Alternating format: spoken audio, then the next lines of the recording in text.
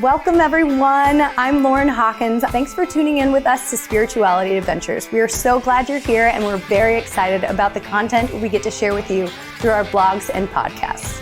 Spirituality Adventures is made possible by your support. One way you can support us is by liking, following, subscribing, or sharing any of these podcasts or blogs that you like. Another way you can support us is by going to our website, www.spiritualityadventures.com. There you can click the support tab and you can sign up for a monthly subscription or a one-time gift. We appreciate all your support. Now here's Fred. Welcome everybody to Spirituality Adventures. This is a non-judgmental place to explore spirituality. And we are so excited to have Calvin Arsenia back as our guest. Thank you, Calvin, for joining us for a second session on Spirituality Adventures. Yeah, glad to be here. So I've thoroughly enjoyed every conversation I've had with you and hope to have many, many more. But in this particular podcast, I would like to get into your musical career and maybe start by just telling us, like, when do you first remember like singing or playing an instrument, and like, did you grow up in a musical family and stuff like that? Wow. Music, I never knew that people weren't musical. I never knew that until later. I never realized that, because I was singing since I was probably like 16. Since I was 6. I remember writing songs about the world around me, and I loved to sing in the bathroom, as everyone does. But I would just spend hours in the bathroom as, somebody 5-6 years old, just like making up songs and experimenting with my voice. And I remember that this is somewhat embarrassing, but Calvin means bald and comes from the French word chauve, which I believe it developed from John Calvin himself, and that he was the first Calvin, and then everyone else was named after him subsequently, and I was named after my mother's grandfather, the Calvin part, and Arsenia is my father's grandfather's name, and my little brother, his name is Reuben, which means behold the sun, and I wrote this whole epic song about how he got the better name. Oh, wow. At 6 years old. Wow. And I remember very specifically this song because it was very heart-wrenching. Oh, wow. So it started young. It started young. And so, but my first show that I presented with my music was actually on Good Friday in the year 2010. And I recorded an EP, several songs. Basically, the set list I was planning to do that night, I recorded in my friend's shower, and I did it at the Starbucks down the street from my parents' house, and presented these songs with a band that had never really rehearsed entirely, and I painted illustrations of each of the songs I was going to do, like some of the imagery of those songs. I painted illustrations of those songs and built these topiary sculptures out of fabric and wood, like frames. And then I sewed the paintings onto these fabric topiaries. And so people could go up and look at the background. That was the backdrop of the set at Starbucks. And I only used those paintings once. I only used those topiaries once, and they were like a 2x4 stuck in cement, and then like a green fabric frame, kind of like a rectangular shape that kind of looked like a topiary in a pot. And my dad eventually threw them away. Oh, wow. But was this a Starbucks down in Olathe, or? Yeah, the one off of 151st and Black Bob. Wow. Yeah, they had recently opened, never had music before that, never had music since, as far as I know. Interesting. Was this after, this was after your career in worship leading? I mean, it was in the middle of it. Okay. Yeah, so this was in the middle of it. And a lot of my songs were very much about God and trying to stay on the straight and narrow, and no puns intended. And just dealing with the qualms of my own heart, and being frustrated that I could not reach this perfection that I felt I owed it to God, and that I owed it to myself, and that I owed it to my community, and being frustrated with the nuance of being human. Mm-hmm. Were any of your family members musical? Like, did you grow up around music or instruments or singing or anything like that? My mom grew up in choirs and singing. She took piano lessons as a young person, and my dad really loved music, and they both played music around the house a lot, but neither of them are professional musicians.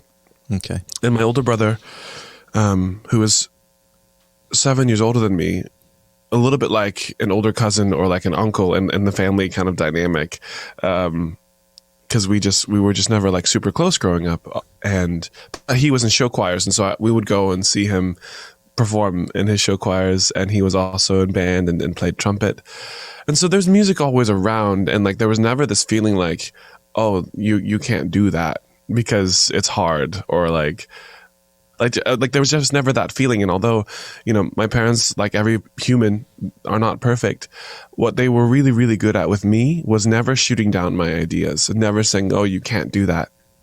They weren't always like super like, yeah, go get it, and we'll support you every step of the way. They weren't those people either, but they were just like, if you're going to do it with excellence. And so they kind of released me to my own devices. And luckily, for the most part, those have been really good things.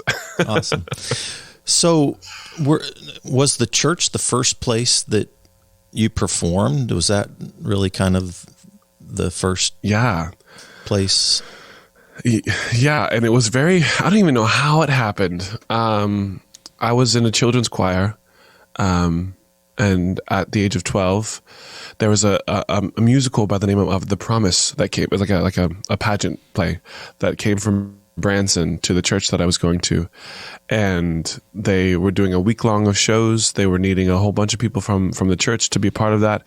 So I think actually this children's choir developed as a part of that. They formed it so that there would be a children's choir to open this show, and so there were, I don't know, 7 shows in a week or something like that, and they asked me to do the solo for this little light of mine. And so I sang this kind of funny, jazzy, soulful solo, and I'm pretty sure that was the first time I ever sang like in front of anybody on stage, and I was very shy and kind of didn't understand why people were having me sing. Like, it was just like, everyone sings. like everyone sings. This is not extraordinary. You sing, we all sing. We have voices, people sing. And then my friend, or sorry, not my friend, so sorry, my cousin, asked me to sing at her wedding, which was the prayer by that has been done by Andrea Bocelli and Josh Groban. And so that's probably the first time that I took singing really seriously. The director of that children's choir gave me a Josh Groban album and said, I think you'll like this. And so I became kind of obsessed with like classical singing and classical technique. And then I ended up singing that song at a wedding at 12 years old in perfect Italian, or at least as perfect as I could get it.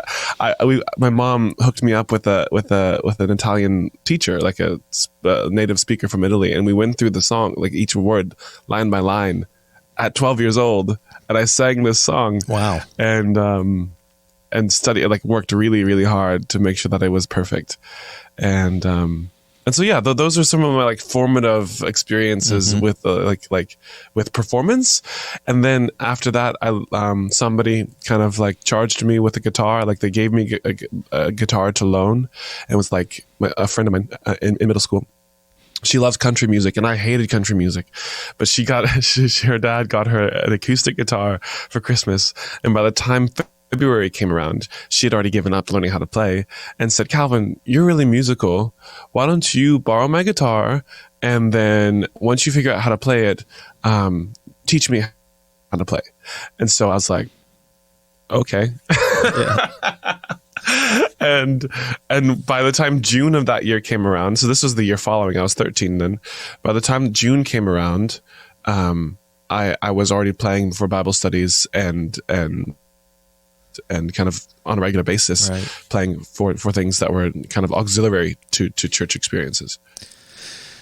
Yeah. So it's so fascinating to me to, just as I've followed musicians and songwriters from all over the world, actually, so many of them got their start in churches. It's just a place to showcase kids and their talents and all these different performances, whether it's Christmas or Easter or any number of places. So it's really has been a birthplace for so much music. And in the African American community, even your hip hop artists, and most of them started in church. It's interesting stuff. So, and it's like, yeah. It's a community, and I think sometimes we forget that that's like the first part, is that it's the people gathering, yes, and all those individuals, and besides all the baggage that comes after that, there is that community aspect. So, it's one of the cool things that I think has come out of the church community around the world is music and birthplace for that stuff. Well, your training was interesting to me. It's not like you took a super formal route, but you've trained with some amazing people. If I understand right, you've done classical voice training with a wonderful teacher. You're known for your harp playing, but you also do guitar and keyboards and I talk a little bit about your training, and especially maybe in classical singing and the harp. That really fascinated me because there's such a small community worldwide, it sounds like, that know the harp like you know it. Yeah. Yeah. Share a little bit about classical singing, the harp especially, and classical singing too. For sure. So I'll just, cursory about the classical singing. I was in choirs and stuff in high school. And my senior year of high school, I was in 4 choirs at school. And I just loved the feeling that you get when you're singing a cappella and harmony. And that kind of got me into a little bit of trouble, like as a singer outside of that context, because I was kind of a choir boy. And a lot of the people who were doing music in the scene, so to speak, were more punk rock or rock and roll or indie, and kind of had these soft, wispy, very conversational voices. And so for me to come out of the gate with an acoustic guitar and super lofty and singing and belting these notes and singing super high and super low and really playing with the voice, thinking of it as an instrument more than a device for words, it kind of set me aside, and I felt like an outsider a lot of the time in those communities. And it's probably around that, accepting that feeling of being an outsider and accepting that feeling of I'm just what the people that I admire, both on a world scale, like people whose work I'm a fan of, and the people who I admire in my personal life, both have the same thing in common, where they have allowed themselves to be themselves in whatever weird ways that are their weird ways. And that if I'm to learn anything from their experiences, that I need to just be myself, and then we'll deal with it. And rather than trying to aspire or fashion myself after these other people in the ways that they are specifically themselves, that if I just be myself, then everything will be okay. And that's been the lifelong hypothesis, is if I just settle down, figure out what I want to do, figure out what I like, figure out how I want to do it, then I'm pretty sure things will go great. It's, And so, and so many things in life, it's like getting comfortable with your own skin and who you are. And it's, even in pastoring, I would have people that I, would look like, I think about, I wish I could be like them or this person or that, mm-hmm. And then I'd try maybe at times to be like somebody else, and then it just wouldn't work. Right. And it's like, okay, I gotta be myself, it's, and it's a journey. It's like, I'm still on that journey. It's really interesting. And yes.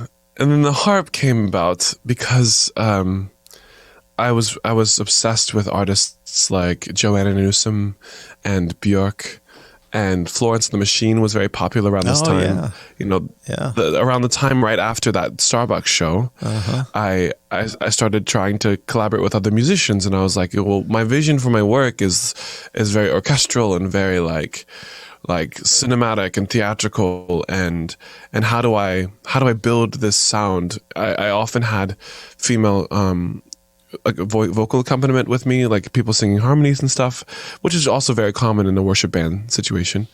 And so I had, these amazing singers I was singing with, doing harmonies with, and I had guitar players and bass players and some drummers in my life at that time, but I didn't have any harp players.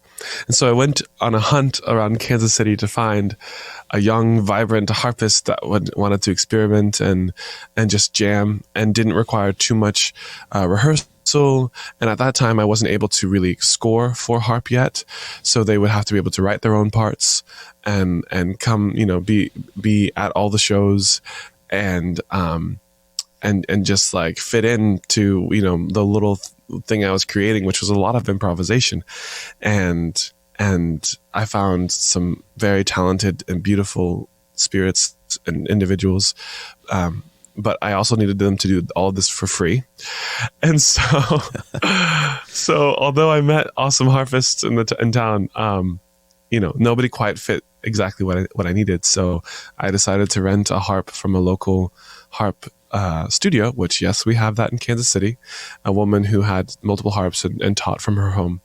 And I couldn't afford to take lessons, but I could afford to rent the harp. And so I rented the harp, borrowed my boss's car. At the time, by the way, I was working as like an estimator for a construction subcontractor. So I borrowed my car, my boss's Suburban to go pick up the harp because I wasn't sure if my car was going to fit it. And it was a Celtic harp, which is a little smaller version. The full size of a Celtic harp is smaller than the classical harp.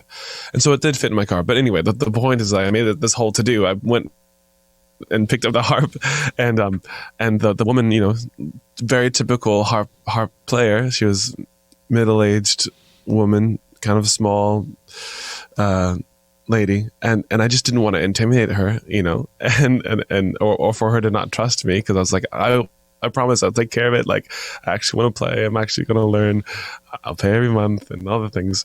And much to her chagrin, I remember driving off with that harp, and that was the beginning of the rest of the story, I think. And it's an elite group worldwide that or I don't know if that's the right way to say it, but it's not exclusive would be maybe the word I would use, just because, but there is some elitism in it too. And that makes it very complicated, because if you think about the generational circumstances that must allow for one to even touch a harp. Right. It's expensive, right? They're very expensive. They're very awkward to move around. They're not that easy to play. They're very hard to keep in tune. The maintenance alone is quite a burden. Some harps you could buy a house with, like literally sell the harp, buy a house, cash, full out. Wow. Mine is not quite that expensive, or at least depends on the house. But I got this harp last year at the onset of the pandemic as a result of multiple people donating and supporting to make that happen. And prior to that, I did not own a harp. I had been playing ones that I'd borrowed or leased. I started playing harp at 20 years old. I was not a kid. and it wasn't something that my parents manifested for me, and that's not a problem either. But the general story of harpists tends to be that they wanted to play as a young child. They started on piano because that's what harp teachers always tell them to do. They started on piano, and by some means of a trust fund or some other like financial device, they were able to buy the instrument, and then they tend to be classical based, only playing classical music. They tend to not really do much improvisation. They tend to not really write that much. They're more like contractors, and a lot of them become artists because of that, the intensity by which they've studied. But classical musicians, I think, approach music in a very specific way. That is like, I need to manifest. I need to showcase the work of the composer and the work of the conductor. And so I will do what it takes to be a part of this mass, this group of people, rather than trying to express their own heart's cry.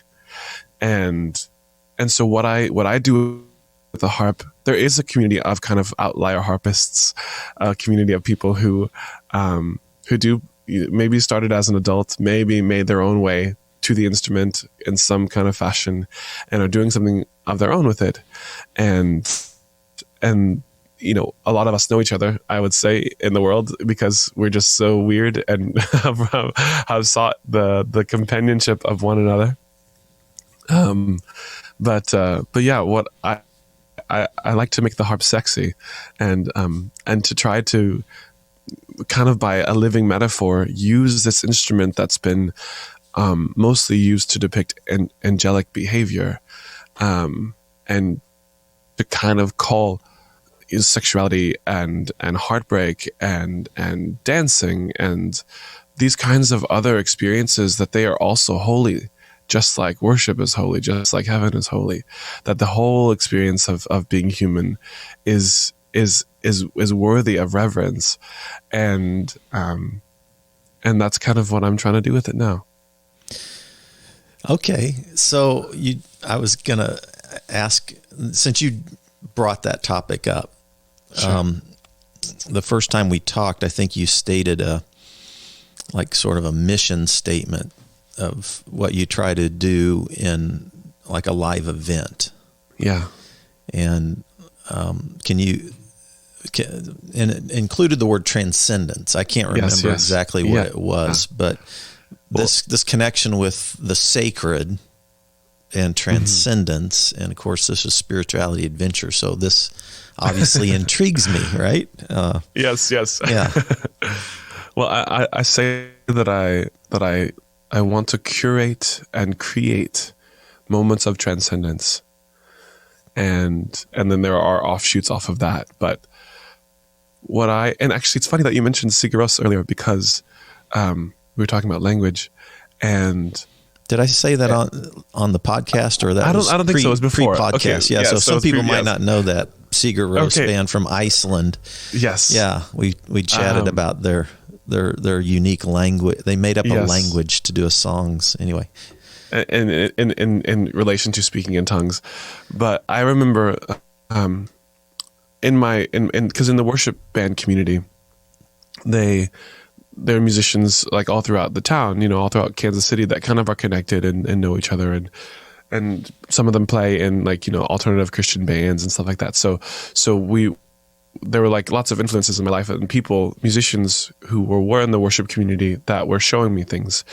And the conversation about Sigur Rós came up because they had played a show in Kansas City, and people said that they had a really profound experience with it. And at that time, I was not listening to anything that wasn't explicitly worship music. Christian rock didn't count. Like, I had friends that listened to Reliant K and I don't know, people like that, where it's the people who were considered to be Christians and spoke about their Christianity, but I was like, no, that's not hardcore enough for me. So only music that's literally bringing you into the presence of God is what I'm going to listen to. Yeah. And so when I heard people describe their experience with Sigur Rós as this profoundly spiritual experience, that there was weeping and that there was that they were just I'll never be the same, I was like, okay, that man is not a Christian, and not only is he not a Christian, he's also a homosexual. And if he is able to change how the room feels, and with his voice and with those musicians, it's surely demon fueled. So I'm never going to that. And he must be evil. So never will I listen to Sigur Rós. Fast forward 2 years. Fast forward 2 years later, Jonsi, or maybe about 2 years, Jonsi came back to town on a solo tour with his partner Alex, and did a tour of his album called Go Do. And the same guy who introduced me to the music of Sigur Rós bought me a ticket to go and see this show. And the show had a set. You can look it up online about the tour. It was an opera house, an opera company that had developed this stage setting that was inspired by a burned down taxidermy shop. And so they had all these windows and wood and kind of melted plexiglass and then projections of these animals that were being burned up or had been burned, used and made into animations and projections on all this, the panes and the windows and layers of projection. And so there was this amazing, profound visual experience. This was at Liberty Hall in Lawrence. And then there was the music and the voice and the way that they would build these epic experiences in the music with the kick drum and the strings and the pianos and the effects and the reverbs and the lights and the strobes.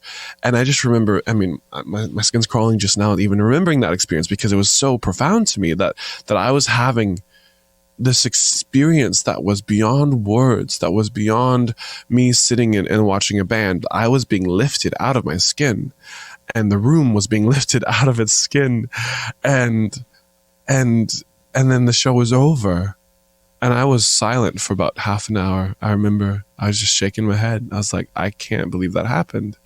I can't believe that I felt the same feeling of being in the presence of God in this scenario. And I guess it just really, it made me think, it made me stop and wonder, maybe there is something to this music thing. And I had been playing music for a long time, but maybe there's something about just sharing. Maybe there's something about the ritual of producing a show. Maybe there's something to theater. Maybe there's something to trying a little bit more than just having an acoustic guitar and a voice. And so I became, just obsessed with recreating that sensation, that feeling of spirit outside of the context of church. And using some of the rituals of lighting and sound that I had learned in going to mega churches, because there was some cinematic or theatrical elements to that experience too. Watching my pastors wearing foundation every Sunday morning, you know what I mean, just so that they don't look like a ghost under the stage lights. And this is their language, not mine. And having that theatrical element and rehearsals and whatnot. So it wasn't too far removed, but the idea of being at a secular venue, experiencing this moment of transcendence, and thinking about, and the train of thought goes down to people who go to festivals or who go to concerts with their favorite bands, people who one time in their life get to experience this. Right, not every person who goes to concerts or who is at a show gets to do that very often. Oftentimes, it's once, twice, 3 times in a lifetime thing, and they've spent all this money. They've got a babysitter for their kids. They took time off from work. Whatever the sacrifice is, whatever allowed them to be in that room, they have made a sacrifice to be there. And I know that it's my duty and privilege to do something with that sacrifice that would change their life, that should change their life forever and to benefit them. So when I'm producing these shows, it's different when I'm just playing on a corner, and I don't like to do that very often. I do it sometimes, but what I like to do is to create these very elaborate sensory experiences that allow people to feel open to exploring themselves, that they're watching me explore my inner workings, that they're watching me find the edge of myself. And for me, it's like that there's a spiritual practice of like, okay, what is something that I'm afraid to say? There's something that I'm afraid that I'm experiencing. What am I afraid to admit? And a lot of my songs start in that space. A lot of my shows start with that question. And like I had, I don't know if it was it was an interview that you read and you commented on, about, if I will my audience accept me if I am fully myself in front of them. Mm-hmm. And because in my church experience, I knew that was not the case. I watched so many people get witch hunted based on either expressing doubts or something being revealed about themselves that they had been hiding for a long time. And so I knew what the experience was for a congregation to address another human in their midst, someone that they have claimed to know and love. I had seen them burn them at the stake. And so a lot of my, it's like preemptive trauma, things that never really happened to me, but I made sure that never happened to me. And so now it's like, okay, I set the rules of the room. I'm trying to see, for instance, if my greatest fear in life was for somebody to think that I was girly, for someone to call me effeminate, or to say that I was limp-wristed, if that, at some point in my life, that was my deepest fear. So what do I do with that? I go on stage wearing a tutu and heels.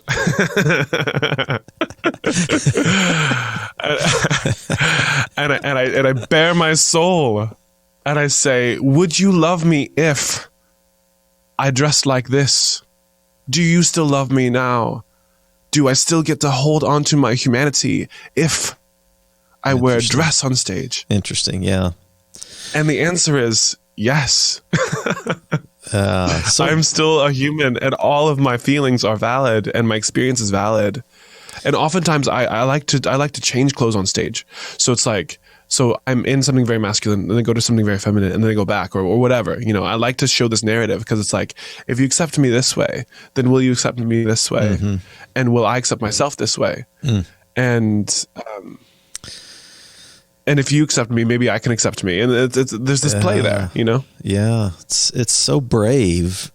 And I mean, here I am sitting here at my age, and I certainly still have those thoughts, acceptance, rejection, all those things that run through my brain, And I've been in front of audiences most of my life, for a different reason, speaking and stuff. Yeah. But, So Brene Brown wrote a book called Braving the Wilderness that is really about belonging, and really it's about spirituality, as I would define spirituality as connecting with self, others, and something greater than you. She would say maybe like belonging to self, others, and something greater than you. She has a whole chapter on basically this idea of, she calls it hold hands with strangers. And she talks about how there's these community events, either around joy. So it can be a music festival. It could be a soccer game or a football stadium of people who unite in their humanity around something, and then something transcendent happens in that space. Or it can be people uniting in their humanity around pain, maybe at a funeral or something like that, where all the barriers that we have between each other, and all the hatreds, and all the prejudices, and everything that separates us in this world that we live in, all of a sudden melt away into this transcendent moment where we're human and we're connected, and something magical and transcendent happens, and it's sacred, and it connects us to something greater than all of us. Right? I'm obsessed with that. It's beautiful. I'm obsessed with that. It's beautiful. I'm getting chills talking about it right now. Yeah. Tell me a little bit, because I want to leave a little bit of time to talk about some of your actual music, and then have you sing a song. Sure. But this group called Quixotic, that is that you're a part of, or maybe you're a consultant with them or something. That's a group. I'm a part of the circus. Yeah. Yeah. But their ideas, these events or these that are fully immersive and multi-sensory experiences. Yeah. It sounds, I love the idea of that. I don't know, in the last talk we did, I talked about baptism meaning immersion. And then I think about this. Yeah, the dyed fabrics. Yeah. And then this fully immersive, multi-sensory experience. It's like baptizing people into this sacred, transcendent experience. I don't know. Anyway. Yeah. And this is also coming from something that, it's related. I, for a couple of years recently, like 3 years ago or so, 4 years, I was a teacher at a Montessori school, and just like an adjunct teacher, I taught French and music. And in that pedagogical lineage, they try to use all of the senses as ways to teach. And because everyone has different learning styles, everyone has different ways, gates in which information comes in. And so they teach handwriting by making letters out of sandpaper for the young people to trace with their fingers, and so they practice just the texture and following along with the texture, and that gives their hand the motion and the choreography to eventually pick up a pencil and use it in the way that they know how, like they've been trained to do it. And so I started thinking of my shows in a very different way. And this is something that brought Quixotic and I together as these ideas of immersion and using how do we address each different kind of learning style in the context of a performance or a ritual. And so there's something to see, something to smell, something to taste, and things to hear. Not everybody goes to a concert to hear music. In fact, a better listening experience is in your car, or like with a stereo system, with a recording. Like the reason why you go to a show is to feel it and to experience it on every front. And so I try to make my shows like emotionally profound, but also physically and sensory profound as well. That's really cool. I love that.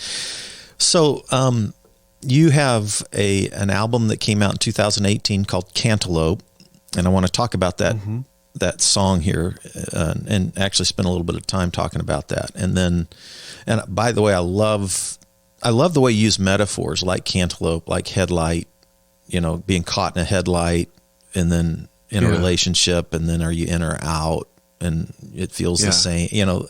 I loved Toxic. And that's so powerful, man. And then your LA Sessions EP that came out in 2019, it kind of was, it had a couple of songs that were new that you did on that EP, but it had some bluesy stuff, some smooth jazz, a little bit of jazz fusion at times, and then your Honeydew was an electronic EP, right? Same year, 2019. So I wanted people to know about your music and how, it's on, how can they access your music? Spotify, Apple Music, your website. Do you have what's your website? Yeah, it's just calvinarsenia.com. Okay.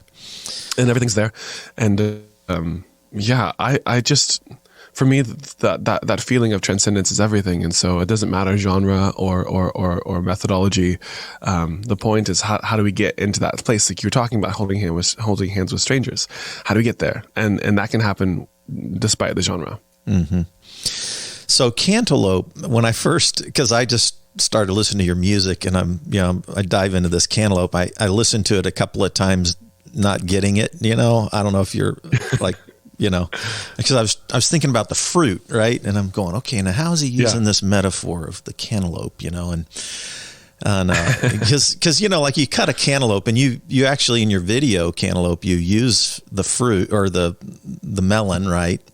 And you think about yes. that metaphor, sometimes for me can be like a womb or, something, something sensual or a birthplace. I don't know. There's all those imageries there. But then that finally dawned on me, oh, wait, he's talking about a wedding and how you don't want to elope because how will we know it's real? We need to have pictures for our kids, and we need to have the whole thing with witnesses, a cloud of witnesses surrounding us. And so then I watched the video Cantaloupe live at the Gym Theater. So for people who aren't from Kansas City, and maybe some people who don't know Kansas City, I'm a huge fan of, the rebirth of 18th and Vine. I've been an active fan of the Blue Room for decades. I've been going there for a long time just to listen to music there. But so the backdrop of the Gym Theater, coupled up with the Marching Cobras band, coupled up with a gay wedding, you're connecting civil rights with gay rights in a wedding with all of these imageries. So many layers to all these imageries as well. So tell people, that is really brilliantly done. But you might tell people, like, a lot of people won't know what the Gym Theater is and its history in Kansas City. A lot of people won't know the Marching Cobras and its history in Kansas City, and then how you tied that all together into this song about a marriage, Well, I mean, and I'm definitely not an expert on any of these things. As far as like the history of both of those institutions, I know that the Gem Theater is on the east side of town, and so a few years ago, I was feeling very moved and called to do something about the redlining of Kansas City, and to do something about black plight in America. And in the last 12 months, that's become even more intense. But before that, I was discovering James Baldwin and particularly his work and his language around racism in America, and finding that super profound, and thinking, what can I do? What can I do? What can I do? And I grew up in predominantly white neighborhoods, going to white churches. And so a lot of this information, even though I had some kind of like, in public schools in America, they talk about, quote unquote, civil rights that began and ended in the 60s. And so and that we're over it now, and don't even look at that anymore. Skip over that chapter, or like, let's parade around the people who were peaceful, and just like, not giving reason why anyone would not be peaceful. You know what I mean? Yeah. Or explaining that position. And so, And I wrote about this in a really kind of crass way in my book that's coming out later this year.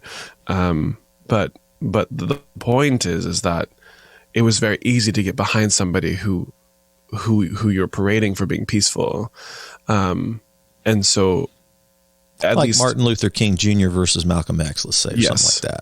Exactly. Yeah. And so we're pitting these two individuals against each other, when in reality there was a lot of reason to be unrested, to have unrest, and to be very active. And I'm not advocating for violence, but I am saying that something profound needed to happen. And so anyway, so I was thinking, okay, what do I have at my disposal? What can I do? And so what I kind of, as a way to start, I guess, was to have my album release on the east side of town. To have the album release show east of Troost was really important to me. And so I knew of the Gem Theater, and I went and looked at it, and I said, this is going to work.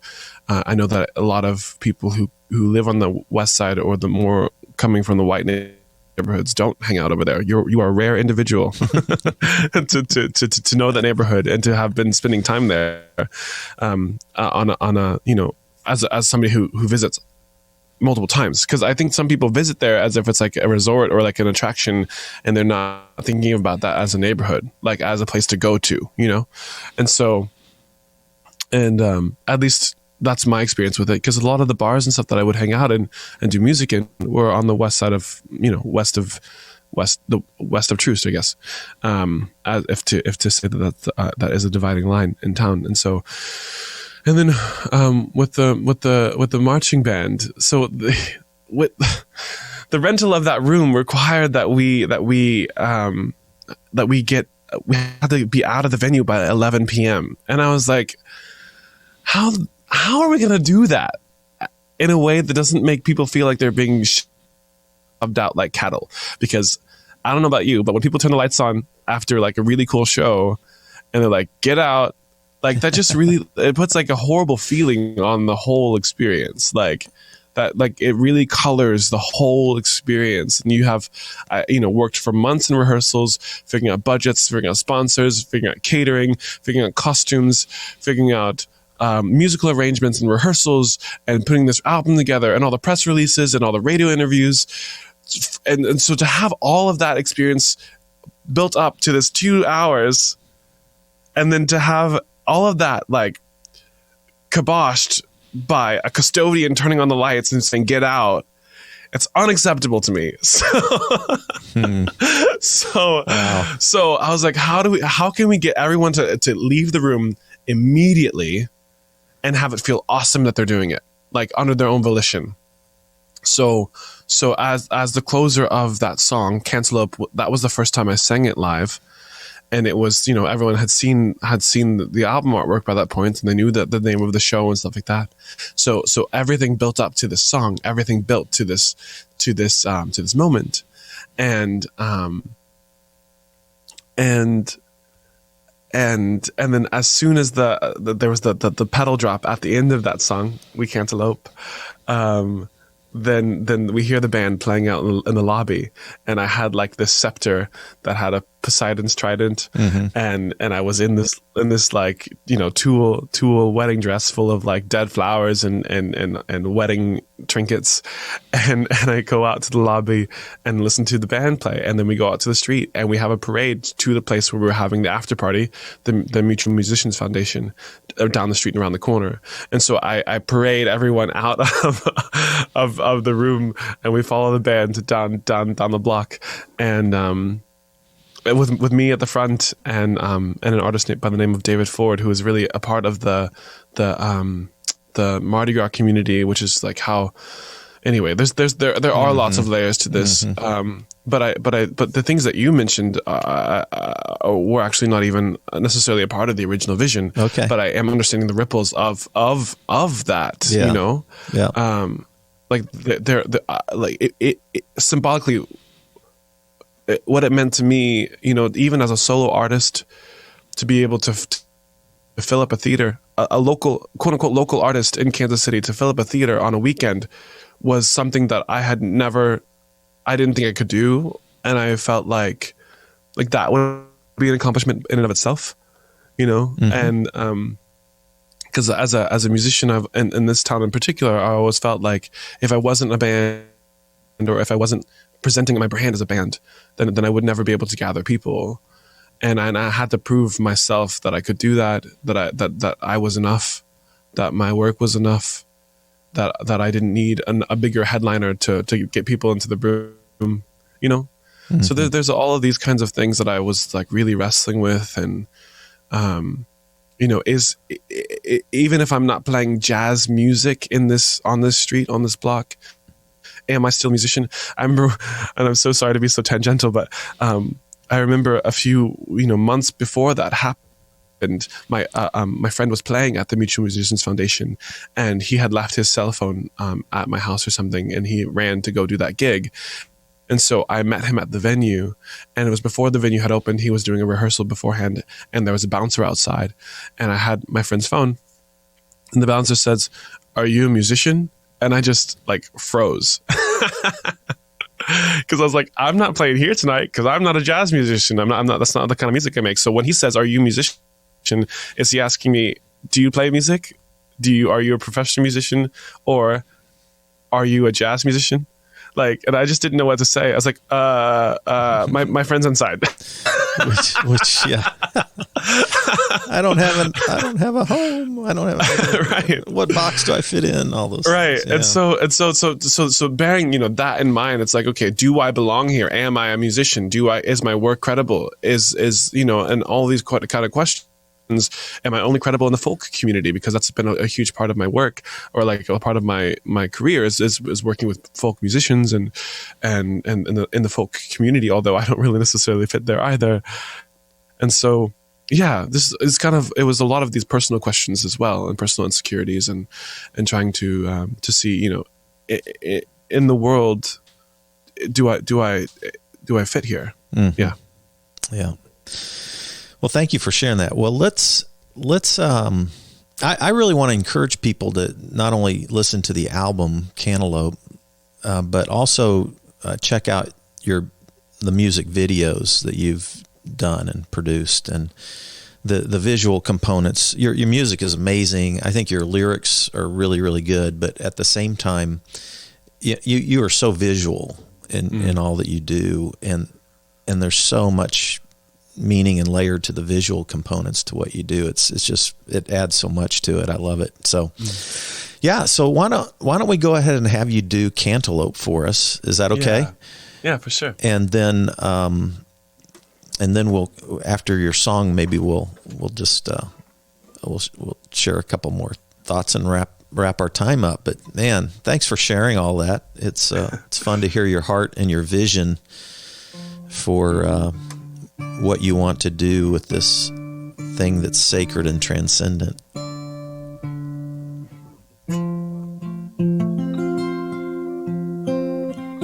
This is Calvin Arsenia playing Cantaloupe. That's good. It's a delicate thing. I take that toothy grin over just about any other thing. You can bet your bottom dollar that I've been looking for your ring. But what would your mom say? And how would your father feel without a crowd of witnesses? How will we know it was real? We cantaloupe, though wouldn't it be nice? But I need a photograph for our kids to laugh. We cantaloupe.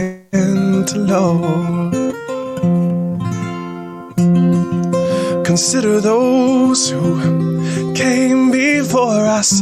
They gave up their lives so that you and I could proudly hold each other tight.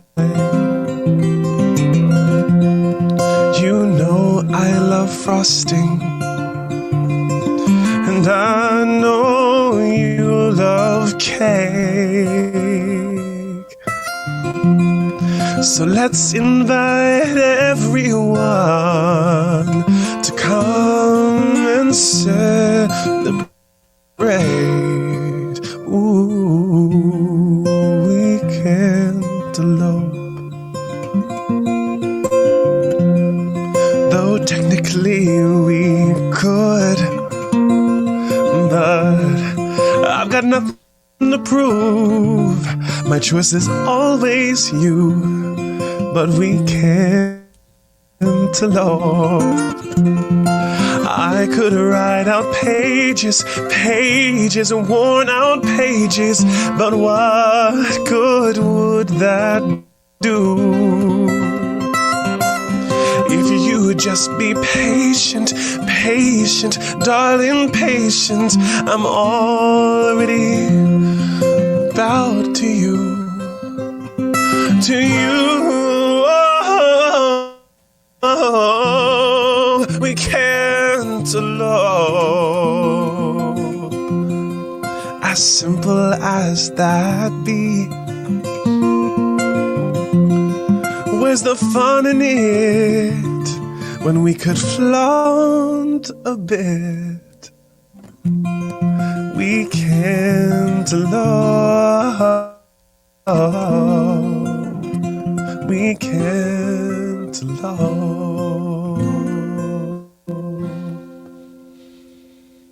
Hey, all right. Thank you. Yeah. Beautiful. Thank you. Excellent. Yeah, I love to read lyrics, and so like when I listen to any music, I have to love the music, but I'm always diving into the lyrics of things, and I love I love imagery and metaphors and things that are put into words, and yeah. I think it deep down, I'm like, man, couldn't I have just been a songwriter instead of a pastor, preacher, teacher? Anyway. Yeah, it's just so much more poetry to it. And then I used to memorize, like sermons from black pastors who were far more rhythmic and all that. And I tried to do it, but then it's just, it's like, that was part of like, okay, I got to be myself, Yeah. Because some things just didn't quite work. But any rate, it was wonderful to talk to you about your musical career. And, and I look forward to having many more conversations with you. I like my brain just pops off on all kinds of topics, not just music, but our backgrounds and our experiences and our journeys. It's been great to have you on our podcast. So thanks for joining us at Spirituality Adventures, and thanks for everybody. Thanks for everybody to tune in, and we'll see you next time at Spirituality Adventures. Awesome. Thanks again for tuning in. Remember to visit our support page at www.spiritualityadventures.com. If you like what you heard, be sure to share it and leave a comment. Thanks again. Have a great day. Harp Media Production.